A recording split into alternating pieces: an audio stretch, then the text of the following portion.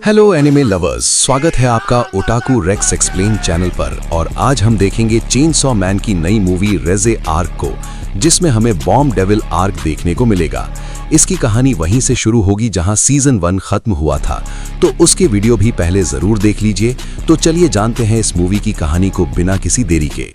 कहानी की शुरुआत डेंजी के सपने से होती है, जिसमें वो फिर से उस दरवाजे को देखता है और उसे पोचिता की आवाज सुनाई देती है, जो बोल रहा था कि कुछ भी हो जाए इस दरवाजे को मत खोलना। और तभी डेंजी की नींद खुल जाती है। वो आकी और पावर के साथ था। वो देखता है कि पावर के सीन काफी बड़े हो गए थे और पावर उसे मुक्का मार के दूर फेंक देती है। इसके बाद ये तीनों तैयार होकर डेविल हंटर्स के हेडक्वार्टर्स पहुंच जाते हैं। यहां माकिमा पावर के सीन देख के बोलती है कि इसने जरूर कुछ ज्यादा ही खून पी लिया है।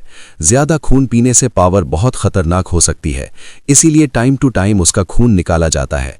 जब तक पावर ठीक नहीं हो जाती, तब तक डेंजी को एक नया पार्टनर दिया जाएगा, जिसका नाम है बीम। ये एक शार्क फील्ड है जो कि जमीन के अंदर बिल्कुल पानी की तरह तैर सकता है। बीम डेंजी का कुछ ज्यादा ही बड़ा फैन था और वो उसे लॉर्ड चेनसॉ कह के बुलाने लगता है।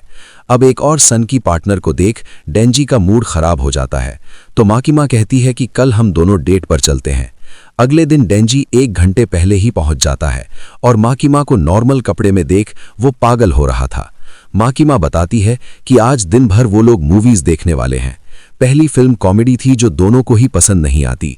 इसके बाद की फिल्में भी इन्हें कुछ अच्छी नहीं लगती। आखिरी फिल्म इमोशनल थी, जिसे देख डेंजी और माकिमा दोनों को ही आंसू आ जाते हैं।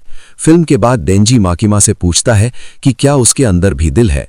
माकिमा अब डेंजी के सीने पर अपना सिर रख देती है और उसकी दिल की धड़कन सुन वो बोलती है कि हाँ, तुम्हारे पास भी दिल है। इसके बाद माकिमा यहां से चली जाती है और इनकी डेट यहीं खत्म हो जाती है। अगले दिन डेंजी का मूड काफी सही होता है और वो रास्ते में कुछ लोगों को डोनेशन भी देता है, जिसके लिए उसे एक फूल मिलता है और डेंजी उस फूल को खा जाता है। इसके बाद भी वो माकिमा के बारे में ही सोच रहा था।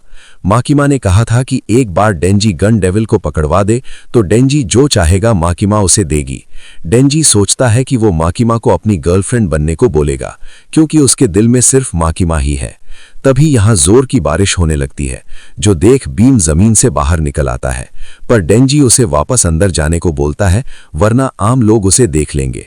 डेंजी अब भागकर एक टेलीफोन बूथ में चला जाता है। कुछ देर बाद एक लड़की भी इसके अंदर आती है, जिसका नाम रेजे है। वो शुरू में तो हंस रही थी, लेकिन फिर रोने लगती है कि डेंजी का चेहरा देख उसे अपने मरे हुए डॉग की याद आ गई। डेंजी फिर अपने मुंह से उस फूल को बाहर निकालता है और रेजे को दे देता है। तभी बारिश बंद हो जाती है।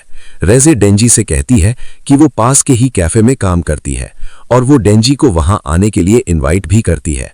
और डेंजी इतना बेशर्म आदमी है कि रेजे से पहले वो खुद ही कैफे में जाकर बैठ जाता है। रेजे उसके साथ बैठकर कॉफी पीती है और उसके बेकार जोक्स पर बहुत हंसती भी है। डेंजी को लगने लगता है कि ये लड़की उसे लाइक करने लगी है और डेंजी को पहली बार किसी लड़की ने इतना भाव दिया था, तो वो भी रेजे को पसंद करने लगा था। दूसरी तरफ हम आकी को देखते हैं। एंजल डेविल को उसका नया पार्टनर बना दिया गया था, जो कि बहुत ही आलसी है। इसकी पावर है कि ये किसी को भी छू के उसकी लाइफ स्पैन को कम कर सकता है और बाद में उसे हथियार की तरह भी इस्तेमाल कर सकता है। बल्कि आकी के पास जो कटाना है वो भी एंजल ने ही बनाई है। उसके बनाए हथियारों से भूतों को भी काटा जा सकता है। खैर, ये दोनों एक डेविल को मारने जाते हैं। डेविल के पेट में इन्हें एक इंसान मिलता है जो कि तड़प रहा था।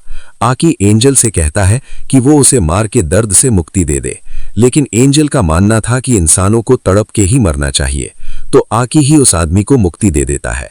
इधर डेंजी बार बार रेजे से मिलने उसके कैफे पहुंच जा रहा था। उसे पता चलता है कि रेजे स्कूल जाती है और कैफे में भी पढ़ाई करती है। रेजे को पता चलता है कि डेंजी अपनी लाइफ में कभी स्कूल नहीं गया है और डेविल हंटर का काम करता है। रेजे अब उसे रात को स्कूल की बिल्डिंग में घुसने का बोलती है। दूसरी तरफ हम एक सीरियल किलर को देखते हैं, जो कि टाइफून डेविल के साथ मिलके डेंजी को मारने का प्लान बना रहा था। असल में वो डेंजी के दिल के पीछे है। इधर रात को डेंजी और रेजे एक स्कूल के अंदर घुस आते हैं। रेजे डेंजी से कहती है कि इस उम्र में तो उसे स्कूल में होना चाहिए था, पर वो डेविल्स मारता फिर रहा है। क्या उसकी जॉब इतनी अच्छी है? तो डेंजी कहता है कि उसे 3 टाइम का खाना मिल जाता है और सोने के लिए जगह भी, तो और क्या ही चाहिए। रेजे कहती है कि ये सब तो बहुत ही आम चीजें हैं, इसके बाद वो डेंजी को स्विमिंग पूल के पास ले जाती है। डेंजी कहता है कि उसे तैरना नहीं आता, तो रेजे बोलती है कि मैं तुम्हें सिखा दूंगी, और कपड़े उतार के पानी में कूद जाती है। अब डेंजी सोचता है कि माँ की माँ गई भाड़ में, और वो रेजे के प्यार में गिर जाता है।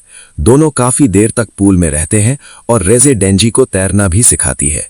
इसके बाद बारिश होने लगती है, तो दोनों स्कूल में ही रुक जाते हैं।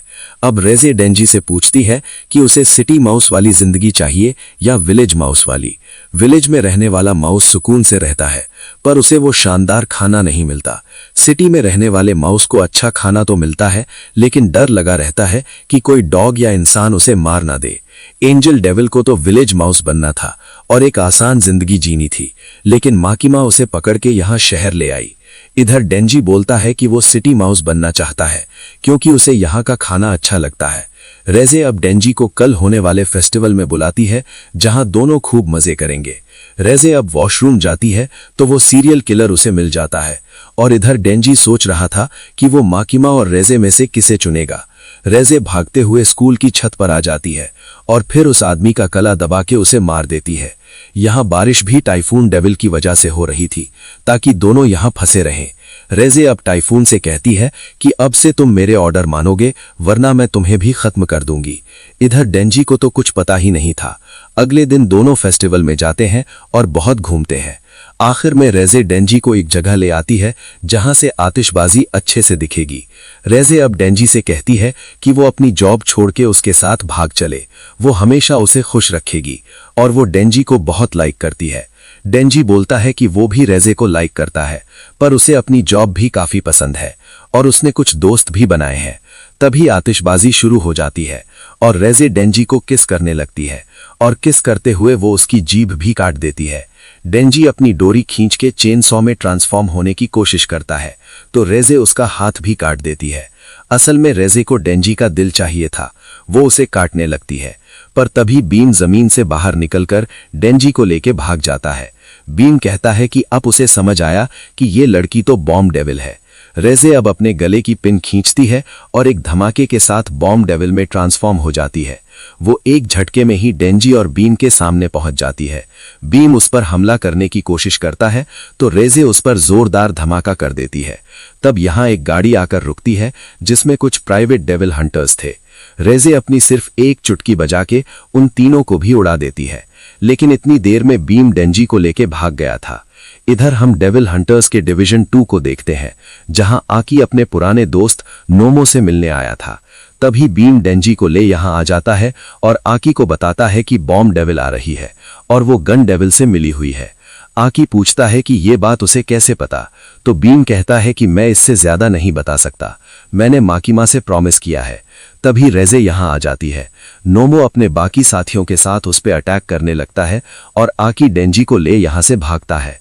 रेजे अब अपनी गर्दन उखाड़ के इनकी तरफ फेंक देती है, जिससे बड़ा धमाका होता है। रेजे यहां के सभी हंटर्स को मार देती है, बस नोमो और वाइस कैप्टन ही बचे थे। इधर आकी गाड़ी स्टार्ट करे उससे पहले ही रेजे उनके सामने आ जाती है, जिसने नोमो और वाइस कैप्टन को भी मार दिया था। आकी अब गाड़ी भगाने लगता है, पर रेजे उनके ऊपर ही थी। तभी स्पेशल डिवीजन के 2 हंटर यहां आ जाते हैं, गलगली और कोबेनी। गलगली अपनी पूरी ताकत से हमला करता है, पर रेजे को कुछ नहीं होता, तो वो तुरंत यहां से भाग निकलता है। कोबेनी तो खुद से भाग भी नहीं पा रही थी और वो वहीं बैठ के रोने लगती है। डेंजी अब तक होश में आ गया था और वो चेन सॉ मैन में ट्रांसफॉर्म होकर कार के बाहर आ जाता है। वो चिल्लाने लगता है कि मैं जिस भी लड़की से मिलता हूं वो मुझे मारने की कोशिश क्यों करती है, सबको मेरा दिल क्यों चाहिए, क्या मुझे कभी सच्चा प्यार नहीं मिलेगा। रेजे बोलती है कि वो सच में डेंजी को लाइक करती है, पर आकी डेंजी से कहता है कि उसके झांसे में मत आओ। दोनों में अब धमाकेदार फाइट होती है और रेजे डेंजी को बस इधर उधर फेंके जा रही थी। उसके धमाकों के सामने डेंजी का बस सिर ही बचता है और वो उसे लेकर जाने लगती है, पर तभी आकी उस पर हमला कर देता है। वो कुछ सेकंड्स आगे का फ्यूचर देख सकता है, इसीलिए वो किसी तरह रेजे के सामने टिका रहता है। गलगली भी फाइट को ज्वाइन करता है, तो रेजे भी टाइफून डेविल को बुला लेती है। इधर एंजल आसपास मरे हुए लोगों का खून डेंजी को पिला देता है, जिससे वो वापस ठीक हो जाता है। बीम अब डेंजी से बोलता है कि उसे अपनी चेन सॉ का इस्तेमाल करना चाहिए और स्पाइडरमैन की तरह बिल्डिंग्स पे लटकना चाहिए, जिससे वो काफी तेज हो जाएगा। डेंजी कहता है कि समझ गया। वो बीम को शार्क में ट्रांसफॉर्म करके उसके ऊपर बैठ जाता है कि अब मैं तुम्हारी सवारी करूंगा, और वो वापस लड़ाई में कूद पड़ता है। टाइफून की वजह से यहाँ बहुत जोर का तूफान आ गया था। एंजल भी उसकी चपेट में आ जाता है, लेकिन आकी उसकी शर्ट पकड़ लेता है।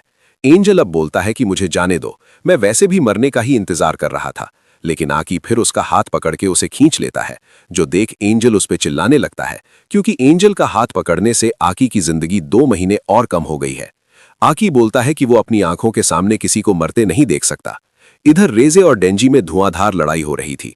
टाइफून भी पूरे शहर को बर्बाद कर रहा था, तो डेंजी बीम पर बैठकर पहले उसके पास जाता है और अपनी चेन सॉ से काट के टाइफून को मार देता है।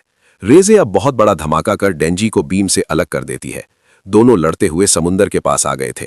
डेंजी को पता था कि रेजे पानी के अंदर अपनी पावर्स इस्तेमाल नहीं कर पाएगी, तो वो अपनी चेन से रेजे को बांधकर पानी में कूद जाता है और दोनों उसमें डूबने लगते हैं।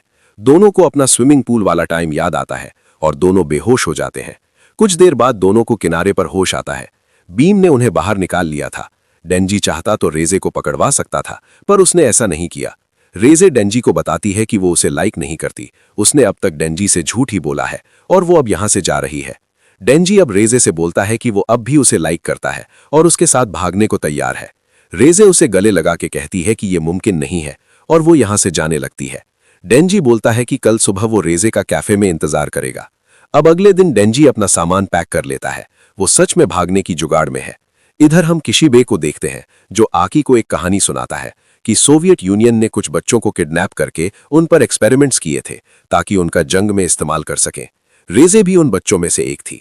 इधर रेजे ट्रेन पकड़ के यहां से भागने वाली थी, लेकिन डेंजी के लिए वो अपना मन बदल लेती है और उससे मिलने कैफे जाने लगती है। लेकिन कैफे से ठीक पहले माकिमा उसका रास्ता रोक लेती है और बताती है कि उसकी नजर हमेशा से रेजे और डेंजी पर थी। रेजे उस पर अटैक करने की कोशिश करती है, पर एंजल उस पर भाला मार देता है। रेजे की नजर डेंजी पर जाती है, जो फूलों का गुलदस्ता लिए कैफे में बैठा था। जब वो पहली बार मिले थे तभी वो उसे मार सकती थी, पर वो उसे नहीं मार सकी, क्योंकि उसकी लाइफ भी डेंजी की तरह ही थी। वो भी कभी स्कूल नहीं जा पाई और नॉर्मल लाइफ नहीं जी पाई। इसी के साथ रेजे की मौत हो जाती है। इधर डेंजी को इंतजार करते हुए सुबह से रात हो जाती है। कैफे मालिक उससे कहता है कि वो लड़की तुम्हें उल्लू बना गई। तभी पावर यहां आ जाती है, जो अब ठीक हो गई थी। वो डेंजी से पूछती है कि क्या ये फूल उसके लिए है, तो डेंजी उन फूलों को खाने लगता है और दोनों में लड़ाई हो जाती है और ये फिल्म यहीं पर एंड हो जाती है। तो दोस्तों, आपको ये मूवी कैसी लगी कमेंट करके जरूर बताइए। बाकी चेन सॉ मैन का सीजन 2 भी इसी साल आ जाना चाहिए। वीडियो अच्छा लगा हो तो इसे लाइक और शेयर कीजिए, और अगर आप हमारे चैनल ओटाकू रेक्स एक्सप्लेन्ड पर नए हैं तो हमारे चैनल को सब्सक्राइब करके बेल आइकॉन जरूर दबाइए। मैं मिलता हूं आपसे बहुत ही जल्द अगले वीडियो के साथ। शुक्रिया।